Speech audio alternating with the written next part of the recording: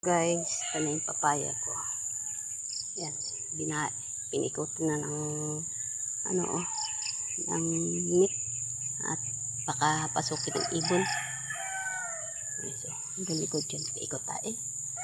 Ikot tayo. Ay, may mga sugat. May sugatan siya, oh. Sugatan. Oray. Tanggal natin. Sanga. Guys, oh, paikot tayo. Nandito na tayo sa likod. Yung may malapit na. May malapit ng ma-harvest. Maka-harvest kain. Yan. Yan. Yan, guys. Yan yung papaya ko. Hanggang doon. Nota nyo. Oh, diba? Bye. Isang puno pa ko dun. Dito lang ang bunga nun. Ito malaki.